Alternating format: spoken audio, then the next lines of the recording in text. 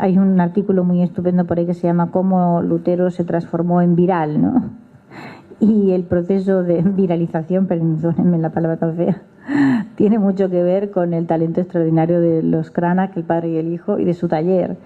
Y es que Wittenberg se transforma con la protección del príncipe Federico y luego el príncipe Juan de Sajonia, que eran riquísimos. O sea, después de la confiscación de todos los bienes de la Iglesia, pues imagínense la riqueza absolutamente inconmensurable que tienen ahora mismo los príncipes de Sajonia. Wittenberg se transforma en un taller propagandístico y están extraordinariamente bien pagados. Bueno, los Cranach dirigen, la empresa, pero aparecen por Wittenberg y saben que van a ser bien pagados y que van a tener mercado, grabadores, impresores, etcétera.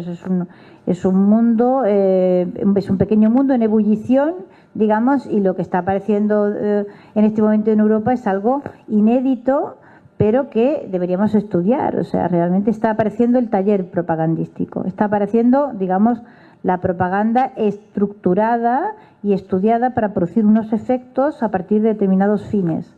Y en ese sentido no me bajo del burro, o sea, es un genio Martín Lutero. Supo rodearse de la gente adecuada, supo... algunas de estas imágenes, por muy terribles que puedan resultar, son espectaculares. Uno las ve y ya no se te olvidan jamás. Y evidentemente las ideas asociadas a esas imágenes que entran por los ojos de esa forma y que se quedan en el cerebro, tienen una potencia absolutamente formidable. Entonces, esta incapacidad absoluta, porque es para estudiarla, yo le he hecho mucha pensada a esto y no acabo de encontrarle una explicación. Es decir, que después de cuántos siglos de ver cómo funcionan estos mecanismos propagandísticos, los pueblos católicos hayan sido incapaces de absorber el funcionamiento, y de entre los pueblos católicos el español ya es una cosa absolutamente patética.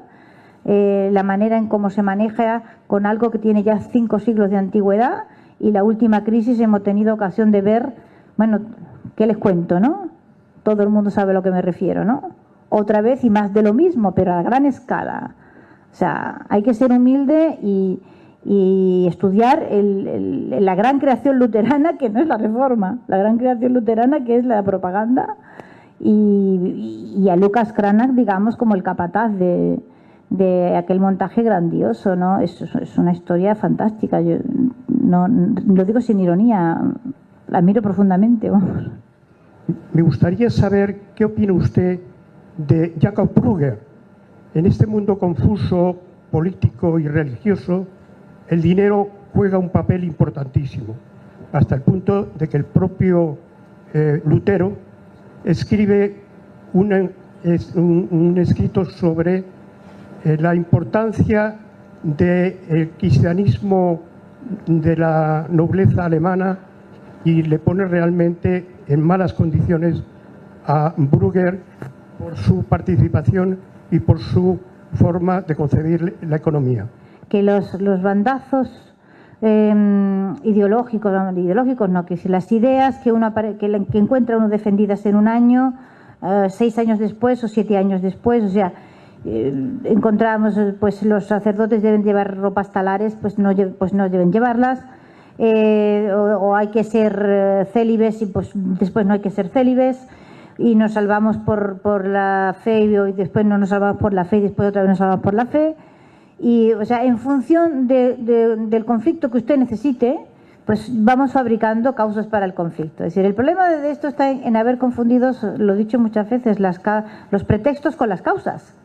Si usted quiere encontrar conflicto, lo termina encontrando, ¿no? Yo no creo que Martín Lutero tuviera una idea muy clara sobre la economía, ni creo que Martín Lutero fuese más allá, digamos, de continuar al servicio de sus príncipes y en función de las necesidades de esto. Y de la misma manera que no tuvo nunca una noción muy clara de los principios legales, ¿no? Y ahí detrás tiene usted, por ejemplo, la disputa con Tomás Moro. Bueno, es muy interesante la disputa con Moro y la disputa también con Erasmo de Rotterdam, pero la de Moro a mí me interesa más, pues porque Moro era un hombre de leyes, Moro era un abogado. Y entonces realmente se siente muy preocupado de que Lutero defienda cosas como que no hacen falta las leyes civiles. O sea que, digamos, los jueces y los gobernantes inspirados por Dios pues van a actuar todo, lo van a hacer estupendamente bien. Claro, a Tomás Moro se le abren las carnes, ¿no?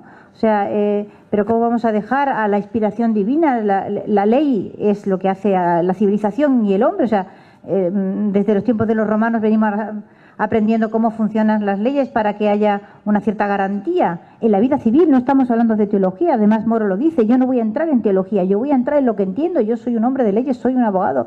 Y este señor está diciendo cosas como que con leer la Biblia y que los jueces te estén inspirados, pues ya es suficiente. ¿Pero qué estás diciendo? Es decir, si no hay leyes, dejamos a los pueblos entregados en manos de sus señores sin que haya posibilidad. O sea, yo tengo la sensación de que en ese momento Lutero dijo eso, pero podía haber dicho otra cosa. No sé si me explico. En función de lo que en aquel momento el mercado pudiera demandar o las necesidades de sus príncipes fuese. Yo tengo esa sensación. Pero ha comentado ahora mismo que no entiende cómo después de 5 siglos, ¿no? Los católicos, el mundo católico no ha podido aprender las técnicas del mundo protestante, ¿no? Y yo creo que es fácil. En lo tocante a propaganda. En lo tocante a propaganda. Bueno, es que el escándalo siempre es muy fácil y las armas de la destrucción son mucho más fáciles que las armas de la construcción, ¿no? Ahí tenemos a, yo que sé, Madonna escandalizando o Lady Gaga, pues hacen mucho nombre y se lleva mucha gente de calle por eso, por el escándalo que tiene un atractivo morboso siempre, ¿no? Bueno, lo que ocurre es que la realidad es la realidad. Quiero decir que cualquier tratadista militar le dirá que es privilegio del que ofende imponer las condiciones del combate. Y usted, si es atacado con armas químicas y se empeña en defenderse con espadas, pues allá usted con su espada. Ajá. ¿Vale? Entonces, podemos aceptar que moralmente es cierto, que molesta. Nos molesta a nosotros, y solo a nosotros, curioso esto. Pero hay que aceptar también que el combate es con armas químicas y que si usted va al combate con su espada va a perder. Y ya está, perdemos sonriendo, nos sonríemos los unos a nosotros, que bien estamos todos sonriendo, pero perdemos o no perdemos. No sé si usted, cuál será su pensamiento, si verdaderamente piensa que ha habido una contraofensiva de la Iglesia protestantizándose en cierto modo, acercándose totalmente al mundo protestante, y al final la crisis es evidente, es decir, que desaparece. No sé si la... Yo no sé por qué tengo tanto, pero yo no sé por qué quizá las armas de los otros son para los otros y no para los del otro lado, ¿no? En el momento en que vemos... Bueno, las armas del católico ha sido... Mire, es público y notorio que yo no soy persona religiosa, ¿no?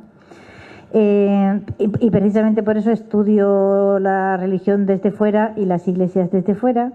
Y es evidente para cualquiera, aunque sea solo en lo visual, que la Iglesia Católica se ha ido protestantizando con el paso del tiempo, desde el Vaticano II ya de una manera absolutamente evidente y total, y que la crisis de las iglesias protestantes, la crisis religiosa en la Europa occidental, por delante fueron las protestantes, pero detrás va la Iglesia Católica cuesta abajo y sin frenos, ¿no? O sea que tampoco imitando al protestantismo, pero yo no estoy diciendo, no digo, a ver si me explico yo en esto de la imitación. Y cuando digo imitar, no digo repetir lo que hacen, sino hacerlo, no sé si me explico. Es decir, la imitación no pasaba por repetir miméticamente, o sea, si no había que llevar las misas a los garajes, eso ha sido un error espantoso. Hay una frase genial de Boadella, yo la digo mucho porque es que es una de esas frases. Albert Boadella, como es un genio, de vez en cuando es capaz de sintetizar algo tremendo en una frase, ¿no? Y tiene una que a mí me encanta, que dice: yo no le reprocho a la Iglesia Católica que haya dejado de creer en Dios, lo que le reprocho es que ha dejado de creer en el teatro. Y lo que pues hay que echarle una pensada a esa frase, porque la destrucción del culto, que era el gran caballo de batalla del protestantismo, la destrucción de ese culto católico hermosísimo, bellísimo, etcétera, etcétera, fue verdaderamente, quiero decir, necesitó armas y bagajes, acostumbrar a los pueblos de Europa a un culto diferente y que entraran a por uvas ahí, eso fue duro. y que el Concilio Vaticano II después procediese él solo a esa destrucción, ya sin necesidad ni siquiera de invitación, pues es una... Pero yo creo que las cosas son síntomas más que causas. Yo creo que el Concilio Vaticano II no es la causa, yo creo que el Concilio Vaticano II es la consecuencia de andar con la moral tan baja como han andado los pueblos católicos más y más desde el siglo XVIII y desde el siglo XIX. Y entonces hay un momento en que cuesta abajo y sin frenos, pues estás dispuesto a cualquier cosa con tal de parecerte a los buenos, porque está claro que tú no eres de los buenos. Me gustaría que nos explicara esa lámina que me parece bastante importante.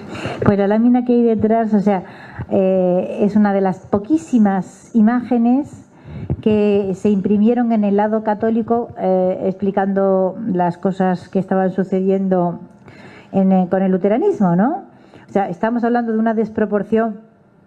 Scribner, por ejemplo, que hace un estudio solo de la zona de Estrasburgo, censa del orden de 2.800 folletos en un periodo de tiempo, o sea, en vida de Martín Lutero.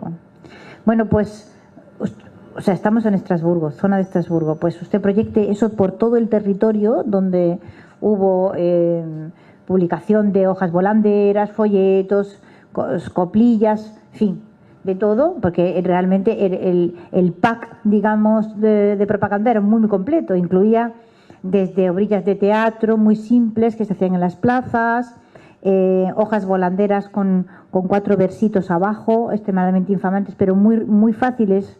Las canciones, por ejemplo, las canciones, claro, la mayor parte de las partituras se pierden, pero las letras se han conservado, etcétera, etcétera. Bueno, pues usted imagínese 2.800 y pico de folletos en esa zona, multiplique eso por años, y esto solo en vida de Martín Lutero, o sea, sale una cantidad absolutamente inimaginable frente a 200 y pico folletos, 283 me parece, folletos que salen del lado católico. Y este es uno de los pocos. Y es casi el más virulento y el más ofensivo. O sea, ves los folletos católicos y te da una pena horrorosa, porque dice, pero esta gente, Dios mío, se ponen a discutir teología. O sea, se ponen, ¿sabes? Es un folleto que a lo mejor en un número de páginas relativamente pequeño se pone a discutir lo del libre albedrío y no sé, como si eso la gente lo fuese a leer, ¿sabes? Cualquiera de las imágenes intoxicantes de Lucas Cranach que están en el otro lado son millones de veces más efectiva que cualquier cosa. Entonces, este es uno de los pocos ejemplos que hay de propaganda, todo lo virulento que fue el mundo católico capaz de ponerse, es esto.